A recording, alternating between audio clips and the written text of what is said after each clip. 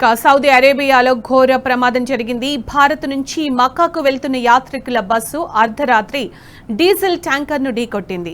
ఈ ఘటనలో 42 మంది భారతీయులు మృతి చెందారు, పలువురు తీవ్రంగా గాయపడ్డారు.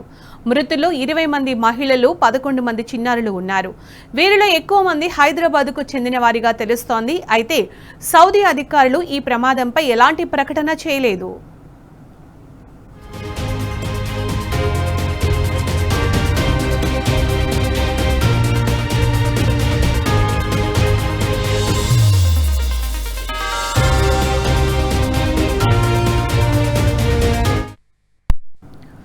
సౌదీ అరేబియాలో జరిగిన ప్రమాదంలో మరణించిన వారిలో రాష్ట్రానికి చెందిన వారు ఉండడంతో ప్రభుత్వం అప్రమత్తమైంది.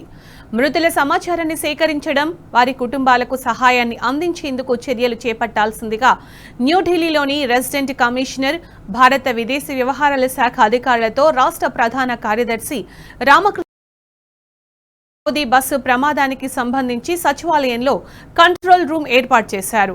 బాధిత కుటుంబాలకు సమాచారం అందించేందుకు ఎమర్జెన్సీ ఫోన్ నంబర్లను ఏర్పాటు చేశారు.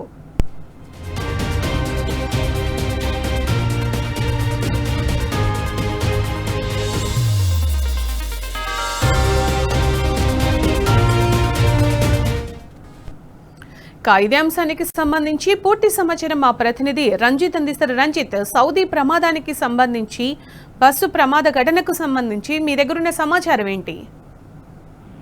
మక్కా నుండి మదీనా వెళ్తున్న ఉమ్రా యాత్రికులు తీసుకెళ్తున్న బస్సు సోమవారం రోజు తెల్లవారుజామున డీజిల్ ట్యాంకర్ ను ఢీకొట్టడంతో దారుణంగా ఈ ప్రమాదం జరిగింది. దీంట్లో దాదాపు 42 మంది భారతీయ యాత్రికులు మృతి చెందినట్లుగా కూడా ప్రాథమిక సమాచారం చెప్తోంది.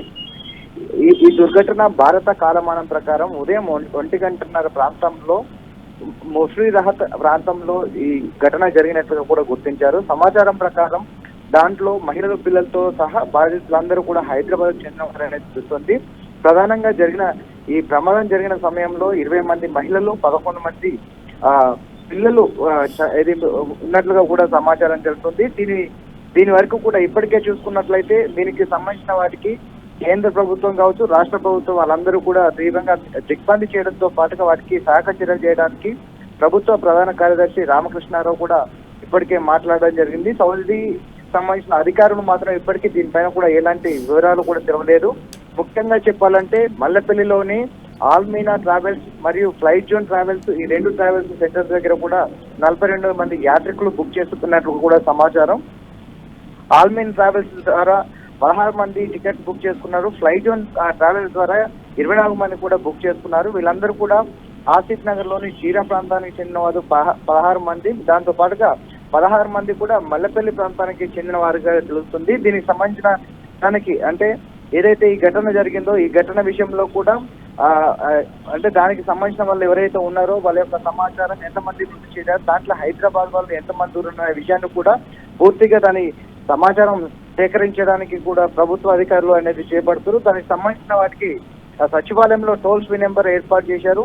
ఆ బాధిత కుటుంబాలు కావచ్చు, వాళ్ళకి సంబంధించిన వాళ్ళు ఎవరైనా ఉంటే సచివాలయంలో సంప్రదించినట్టే వాళ్ళ యొక్క వివరాలు కూడా చెప్తామని చెప్తున్నారు. దానికి సంబంధించినటువంటి టోల్ ఫ్రీ నెంబర్లు 799799754, దానితో పాటుగా 9912919545, ఈ 2 నెంబర్లన్నీ కూడా అధికారులు అనేది అక్కడ సమాచారం కోసం ఉంచడం జరిగింది. కాకపోతే ఇప్పటికీ సౌదీ అరేబియాకు జరిగినటువంటి వాళ్ళలో అధికారులు మాత్రం దాని యొక్క పూర్తి సమాచారాన్ని ఇప్పటి వరకు కూడా ఇవ్వలేదు. దీంతో పాటుగా న్యూఢిల్లీలోని రెసిడెంట్ కమిషనర్ తో పాటుగా భారత విదేశీ వ్యవహారాల శాఖ మంత్రిత్వ శాఖ కూడా దాని తరఫున కూడా పూర్తి సమాచారాలు సేకరించేసి ఎంతమంది జరిగారు, ఆ ఘటన జరిగిన సమయంలో ఎంతమంది మహిళలు ఉన్నారు అనే సమాచారం కూడా ఇంకా పూర్తిగా తెలియలేదు.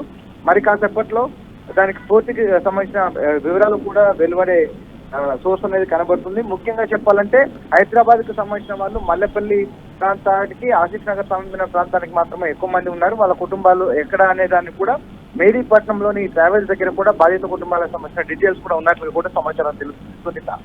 Right Ranjit, thank you.